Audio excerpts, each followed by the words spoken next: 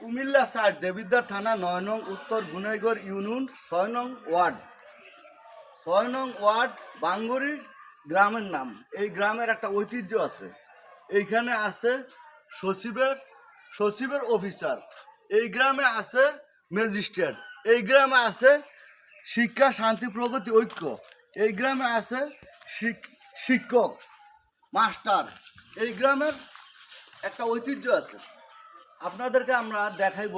কেউ বলতে পারে না, এই গ্রামের অনেক মুরব্বির কাছে গেছি, কেউ বলতে পারে না অনেক বড় একটা বট গাছ। এই বট গাছটা আপনাদেরকে দেখাবো ৬ নং ওয়ার্ড বাঙ্গুরি গ্রামের এই বট গাছটা। একটু মোবাইলটা ঘুরে দেখেন বাঙ্গুরি গ্রামের বট গাছটা।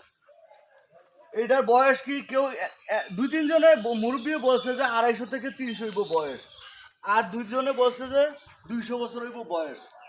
এই দেখেন বট গাছটা, একটু ঘুরে দেখেন, বিরাট বড় বট গাছ। চারিদিক দিয়ে বাউন্ডারি ওয়াল আছে, আমার দিকে একটু ধরেন, চারিদিক দিয়ে বাউন্ডারি ওয়াল আছে। আমরা জিন এবং ইনসান হাসরের দিন বিচার হবে।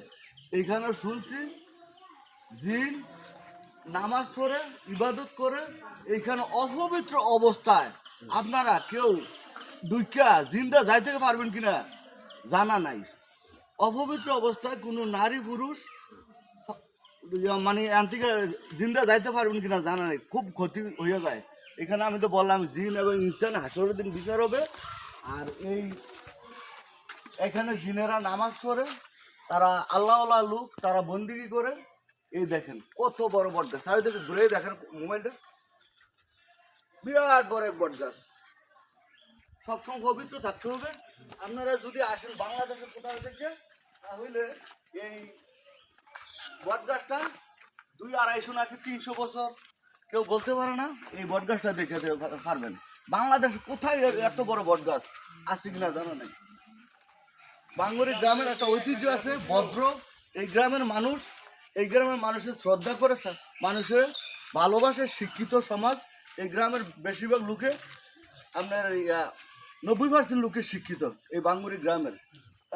তাদের কাছ থেকে ভাইবেন ভালোবাসা, তাদের কাছ থেকে বাংলাদেশে যেখান থেকে আসেন তাদের কাছ থেকে এই জিনিসটা পাইবেন।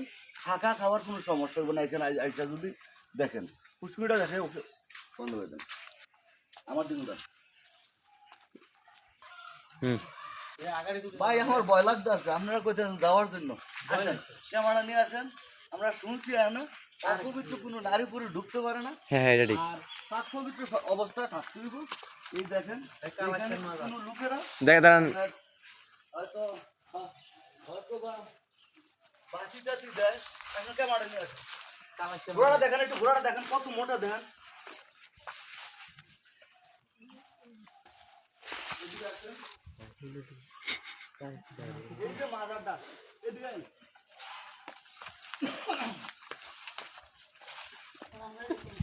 আসসালামু আলাইকুম।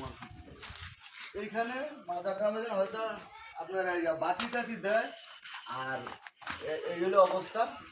খুব সাবধান, দূরের থেকে বাংলাদেশে যেখান থেকে আসবেন অজু কইরা পাক পবিত্র অবস্থায় এইখানে ঢুকতে হবে। এইখানে বাংলাদেশের এই একটাই বড়, অনেক বড় একটা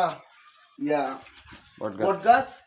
এইখানে অজু টজু করে পাক পবিত্র অবস্থায় ঢুকতে হবে। বাংলাদেশ যেখান থেকে আসেন এইটা দেখতে পারবেন, এই বট গাছটা বিরাট বড় এক বট গাছ। ওকে, সবাই ভালো থাকবেন। আসসালামু আলাইকুম ওয়া রাহমাতুল্লাহি ওয়া বারাকাতুহু।